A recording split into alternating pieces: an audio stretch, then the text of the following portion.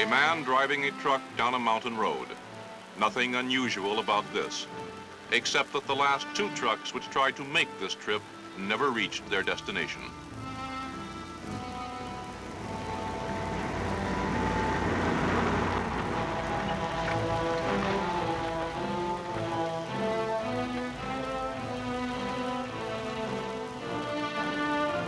Behind the wheel of the truck is an American soldier, assigned to United States Army Special Forces operating in one of the most dangerous regions of Southeast Asia, the guerrilla-infested central highlands of Vietnam. He is here to assist, to advise, and to help a remarkable people who have been called upon to progress in a single decade from a peaceful, primitive life into the violent 20th century.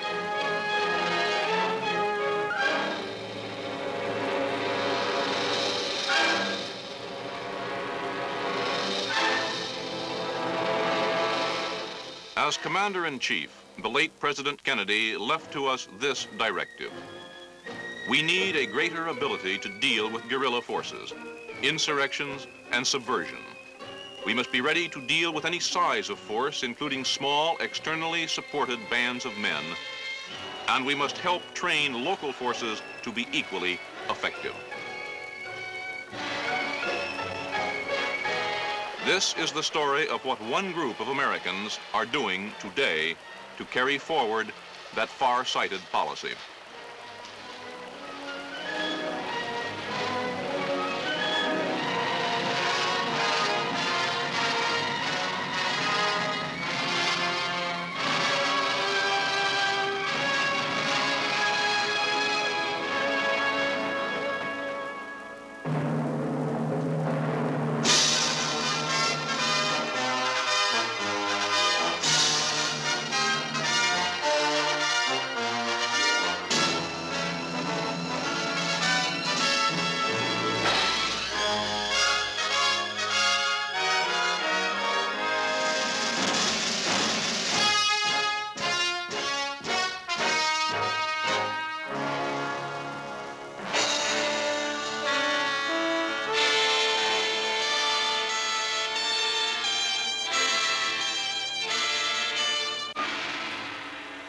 The undeclared war raging today in South Vietnam is not being fought in the streets of cities.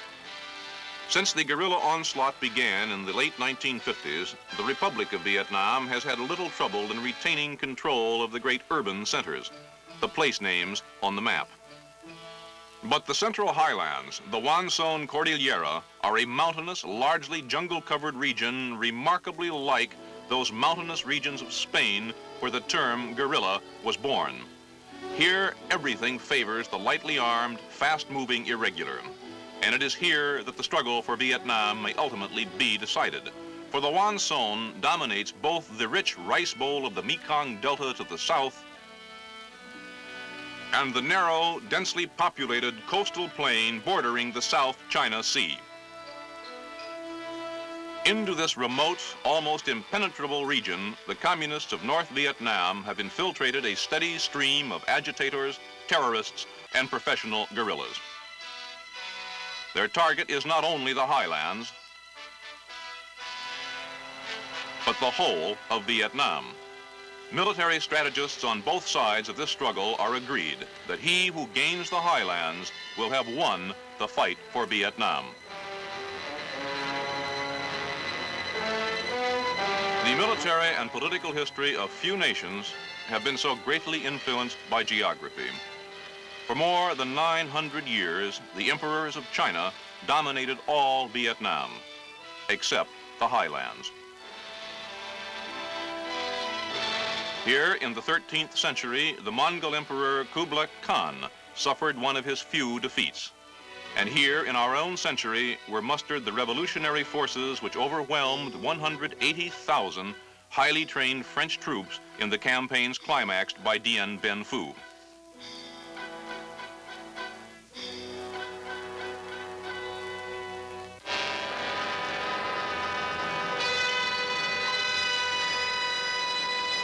Villages of the highlands are inhabited by many races, each with a tradition and a way of life distinctly its own. Known to the outside world by the French term Montagnards, or mountain people, they are known to themselves by such tribal names as Rade and Hmong, are vastly different from the light-skinned lowlanders whom the world knows as Vietnamese. Believed to be the original inhabitants of the region before the arrival of the Vietnamese more than 2,000 years ago, most of the Montagnards continue to live a Stone Age existence in the midst of the 20th century. Confined for centuries to the isolated areas of the plateaus, the Montagnards have little contact with the city dwellers of the lowlands, take little interest in the complexities of modern life. For most of them, Vietnamese is a foreign language.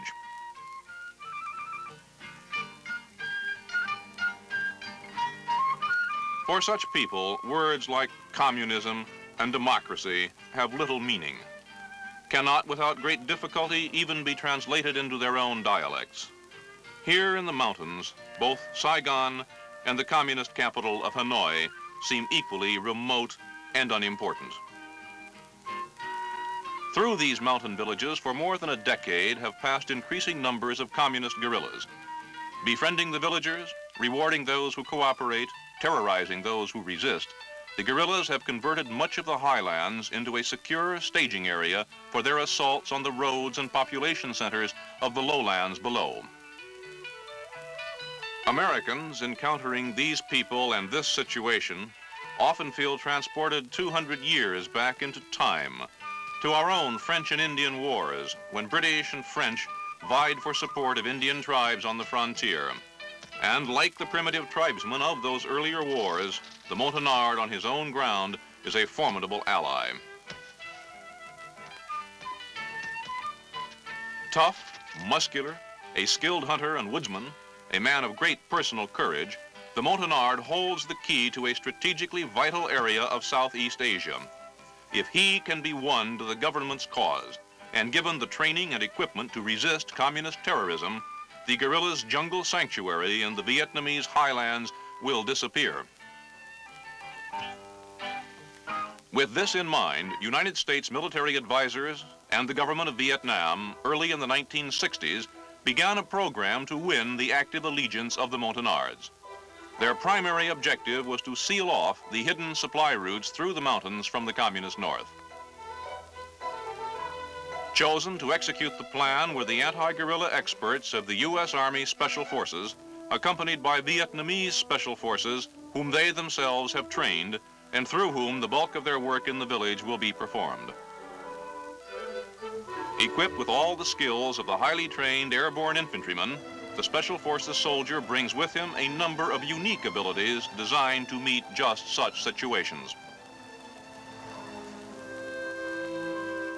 Selected for linguistic aptitude and a talent for tact and diplomacy, Special Forces personnel are adept at winning friends, from the village chief down to the lowliest peasant.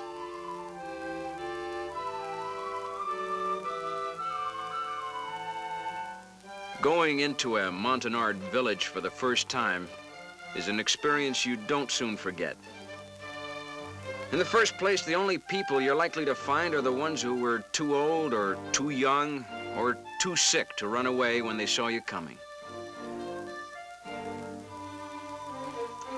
You give candy to the kids, talk politely to their elders, and try to convince everybody that you're not here to hurt anyone.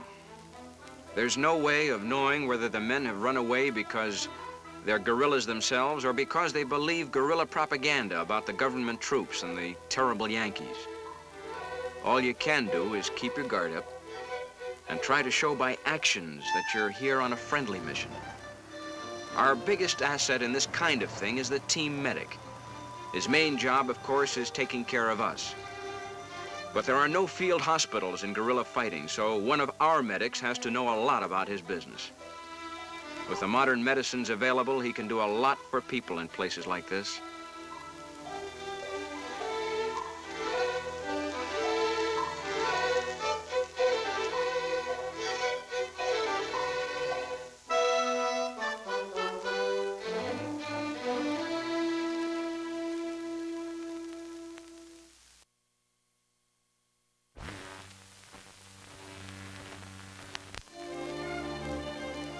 The odd thing is, when you first ask whether anybody's sick in the village, the first answer is usually no.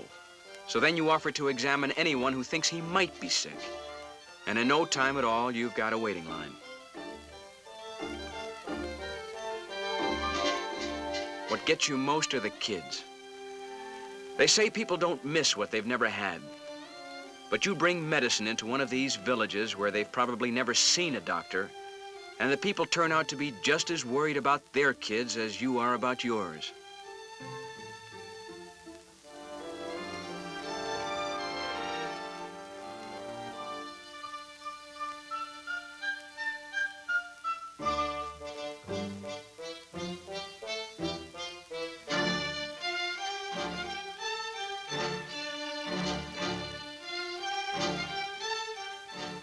Pull an aching tooth or save a man's eyesight, and you've made a friend for life.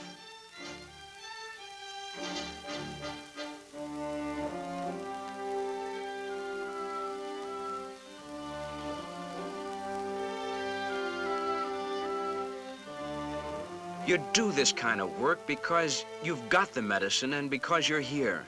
And God knows it needs to be done. In some of these villages, half the people have TB. Most of the kids have impetigo, and everybody has vitamin deficiencies. Any decent human being coming into a setup like this would do what he could without asking for a reason. But the fact remains that from a military point of view, this is a good tactic. Squads and platoons of Viet Cong guerrillas have been coming through here with promises. Now, thanks to our medic, we've come along with something a lot better, something we can give them now.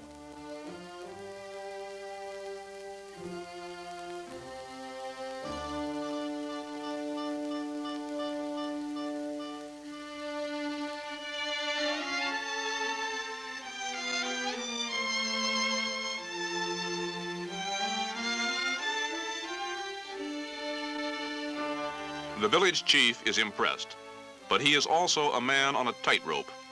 Unless his new friends can provide adequate protection, cooperation will lead to Viet Cong attacks, a devastated village, or his own assassination. The chief makes his decision. The young men are summoned back from the bush. They will train with the American and Vietnamese special forces. They will make a stand.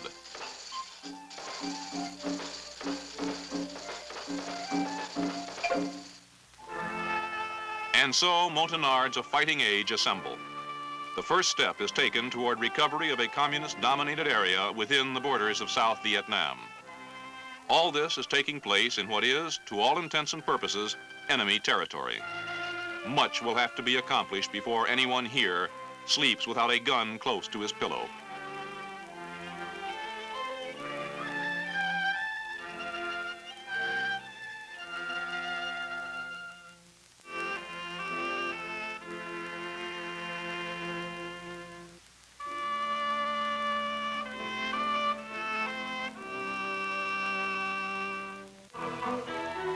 Is it possible to make soldiers out of men almost untouched by the 20th century?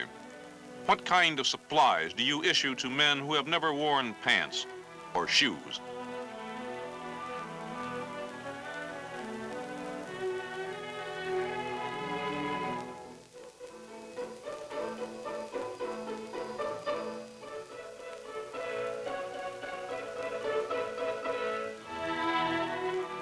Mountain men are fighters everywhere.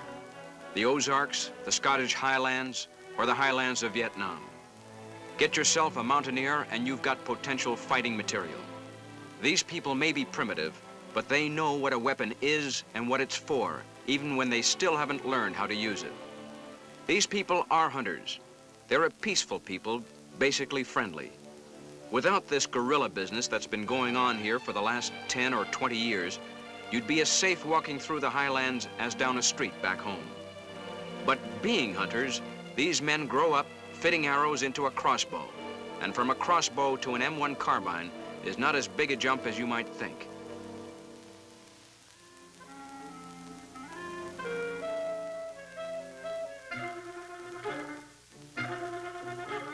One thing mountain people aren't always so big on, though, is discipline and organization.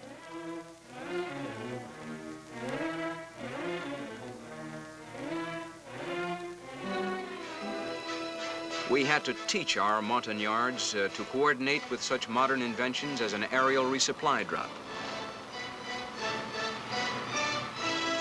And that took a certain amount of doing.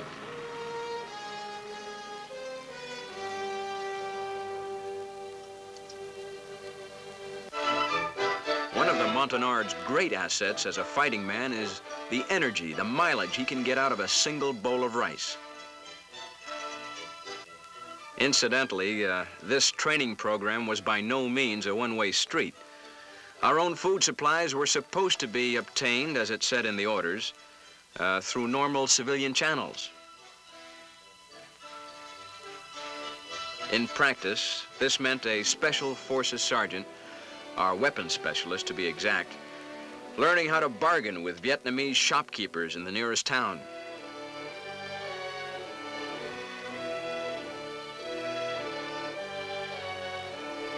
Part of the ritual involves sharing tea with the proprietor and his family while everyone argues politely about prices. Our weapons specialist became an overnight authority on chickens, cabbages, and bacon on the hoof. Not to mention the purchase of 2,800 pounds of rice and miscellaneous other commodities.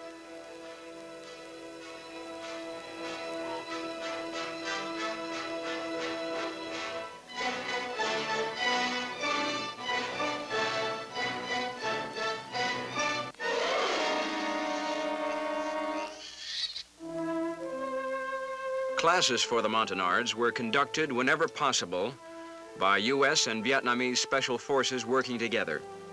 It was a complicated operation. The Vietnamese weren't much better off than we were. Most of the lecturers required 2 interpreters. There were Vietnamese who spoke English and a few Montagnards who spoke Vietnamese. One of us would give the lesson to an English-speaking Vietnamese. The Vietnamese would then have to pass it on to a villager who understood Vietnamese.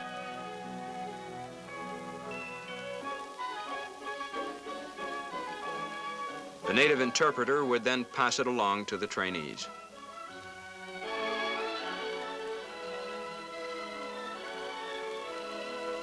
So much can get lost in translation that you have to say everything at least twice. That kind of thing takes time, but it's the only kind of training that pays off under these conditions.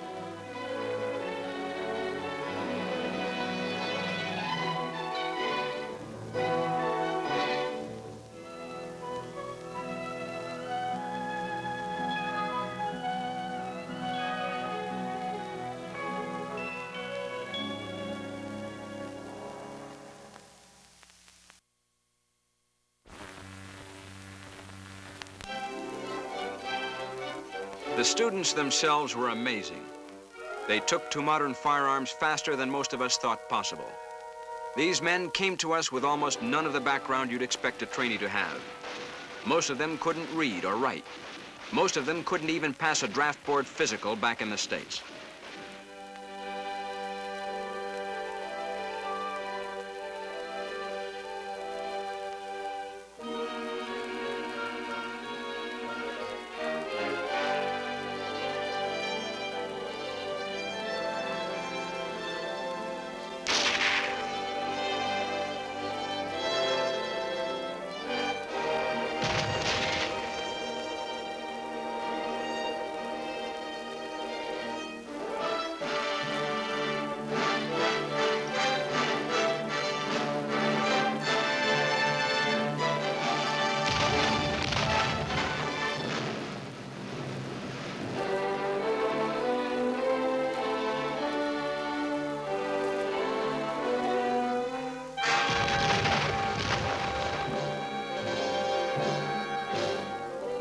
But they're smart, they've got guts, and they're anxious to learn.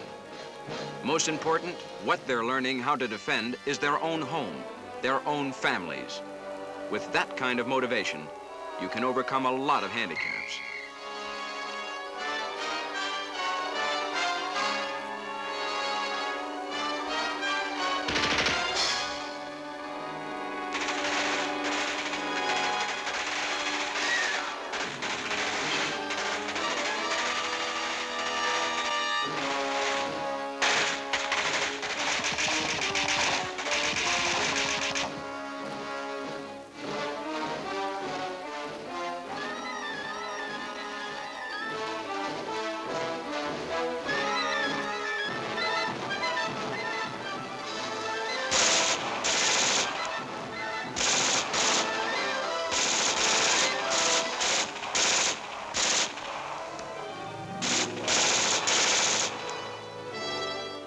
We had to hit the high points of 6 months' worth of training in only a few weeks.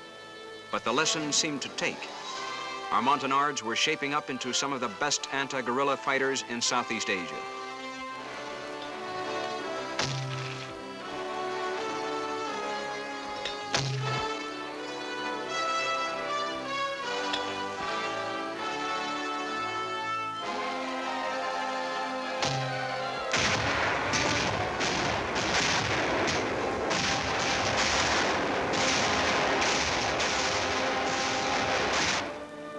In a very few weeks, they progressed from simple hand weapons to the tricky business of demolition.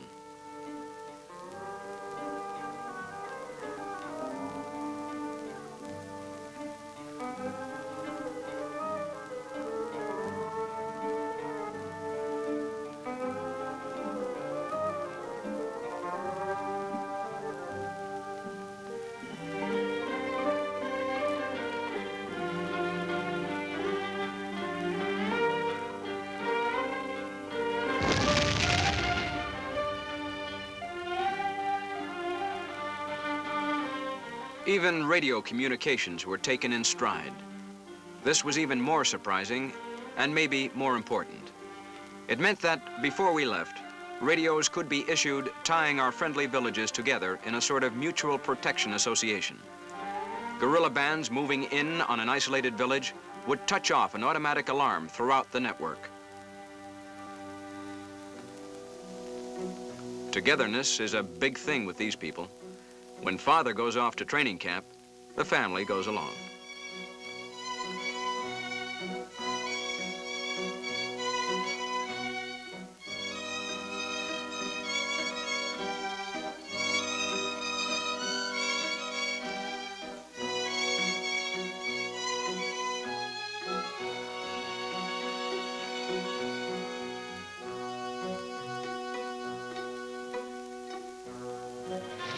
But they still take to soldiering as fast as any group you're ever likely to see.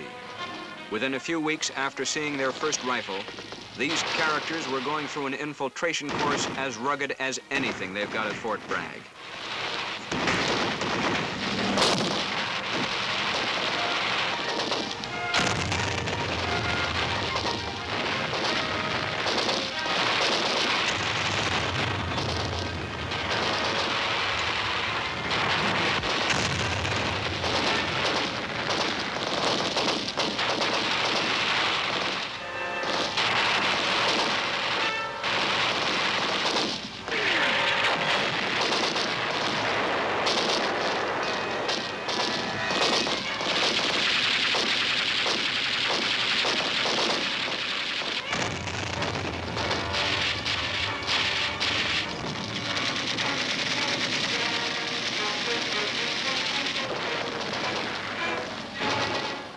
They also had no trouble learning the tactics of resisting a night assault.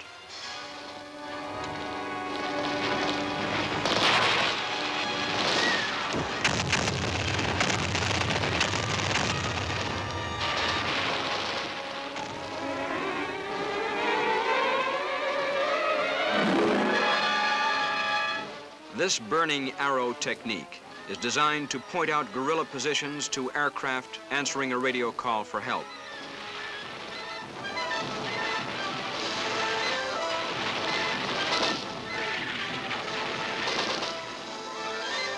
This is what the Army calls a confidence course.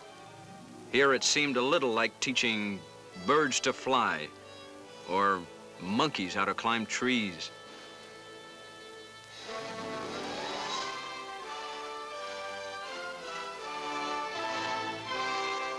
Convincing them of the importance of night patrols in the jungle was a little more difficult. Their inclination was to stay home and man the barricades. We had to persuade them that unless you attack and ambush the guerrilla on his own ground, he'll turn your village into a shooting gallery.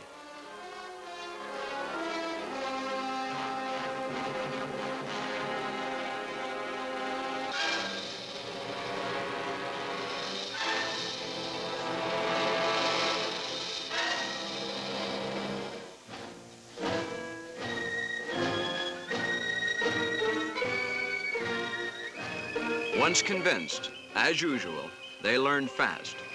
The Viet Cong who gets within a mile of a village these men are patrolling is going to be as scared of them as they used to be of him. The guerrilla is a fish, said Mao Zedong, and the sea in which he swims are the people. If the people be unfriendly, he cannot survive. Operation Montagnard is an exercise to teach the mountain people of Vietnam the art of anti-guerrilla warfare.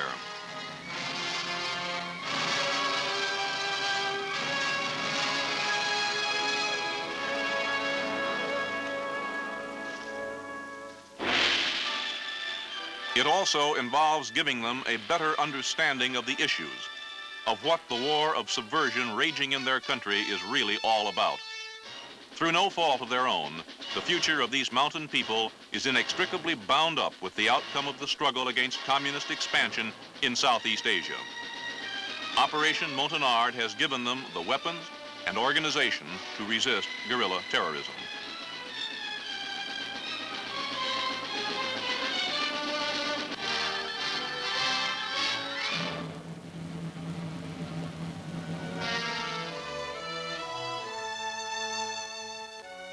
Contacts with U.S. and Vietnamese anti-guerrilla experts during the many weeks of training have also made fast friends where there was before only fear or indifference.